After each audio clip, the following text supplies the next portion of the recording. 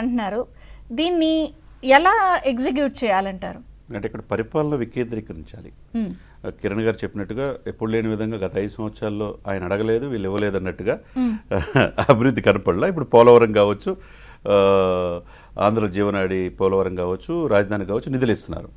Sir చెప్పినట్టుగా 8 లక్షల కోట్లు అన్నారు, పనులు జరుగుతూ ఉన్నాయి. కాకపోతే అతి గురుతర బాధ్యత మోదీ గారి మీద ఉన్నది. ఎందుకంటే 2014లో వచ్చి ఢిల్లీని తలదన్నే రాజధాని చేస్తా అన్నారు. ఆ దిశగా ఇప్పుడు అవకాశాలు కనపడుతున్నాయి స్పష్టంగా. మళ్ళీ ఆయన పిలిచేది దేనికంటే మీరన్న మాటని ఆ రోజు చెప్పారు, ఈ రోజు కూటమి ఇది ప్రకారం ముందుకు తీసుకెళ్ళని అంటారు. డెఫినెట్గా ఆ దిశగా ముందుకెళ్తారు, no doubt at all. Model execution ఎలా ఉంది? మోడల్ ఎగ్జిక్యూషన్ నేను ఇకపోతే మోడల్ ఏం చెప్తానంటే ఆయన చెప్పిన ఇదితోనే ఇప్పటికిప్పుడు కావాలంటే ఏం చేయాలంటే ఇప్పుడున్న నాయకుల్లో వీళ్ళకి కొద్దిగా రివ్యూస్ పెట్టాలి. ఒక ఎమ్మెల్యేకైనా ఒక బాధ్యత, కనీసం ఒక 3 monthsకైనా ఒక రివ్యూ పెట్టుకొని ఈయన విజన్ ఏంటి, ఈయన ఆలోచన 2047 వరకు ఉన్నది, కానీ మనం 2029 వరకు అనుకుందాం. ఎలక్షన్ హడ్డీలు ఈ 5 సంవత్సరాలు మనం ఏం చేయాలి, గ్రామ స్థాయిలో ప్రజలు మనల్ని పొందాలంటే ఏం చేయాలా, కేంద్ర ప్రభుత్వ పథకాలను ఏ విధంగా తీసుకెళ్లాలా. రాష్ట్ర ప్రభుత్వం ఇప్పుడు డెఫిసిట్స్లో ఉంది, 10 లక్షల కోట్లు అప్పులో ఉంది. ఈ అప్పు భారం ప్రతి నెలకు వచ్చేతలుగా 6,000 కోట్లు ఇంట్రెస్టే కడుతున్నారు. చంద్రబాబు నాయుడు గారు దిగేటప్పుడు 2 లక్షల కోట్లు ఉన్న అప్పు ఇప్పుడు 8 లక్షల కోట్లు యాడ్ అయ్యి 10 లక్షల కోట్లు అయింది. ఇది ప్రజల్లో తెలియజేయాలి. ఇప్పుడు బేసిక్ నీడ్స్ అయినా కానీ 1వ తారీఖు జీతాలు 1వ తారీఖు కల్లా పెంచిన పెన్షన్లు ఇస్తున్నారు, జీతాలు 5వ తారీఖులోపు ఇస్తున్నారు. ఆ కష్టాలు పడి ఇస్తున్నారు, బ్యాంకర్స్ నుంచి తీసుకుంటున్నారు, రకరకాల ప్రయత్నాలు జరుగుతున్నాయి. ఇదే సమయంలో ఉత్తరప్రదేశ్ లాంటి రాష్ట్రం యోగి ఆదిత్యనాథ్ వరుసగా 2వసారి అయ్యారు.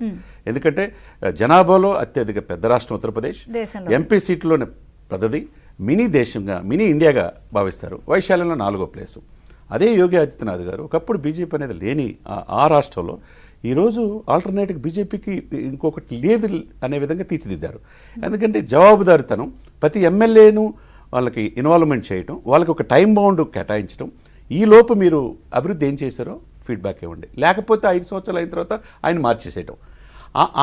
ఇది ఆ భయం అనేది ఆ ఎమ్మెల్యేలో ఉంటే కనుక డెఫినెట్గా ఇప్పుడు చంద్రబాబు నాయుడు గారు చెప్పింది ముఖ్యమంత్రి గారు కూడా కొంత ఈసారి రిజల్ట్స్ ఓరియంటెడ్ కఠినంగా ఉండాలి. కఠినంగా ఎందుకంటే ఏంటి చెప్పింది ఇది రాదు, లేకపోతే అయిపోయింది అందులో ఉండాలి. అందులో త్రిపుర లాంటి రాష్ట్రంలో అసలు బీజేపీ ఒకప్పుడు ఉండేది, వరుసగా 2వసారి అయింది.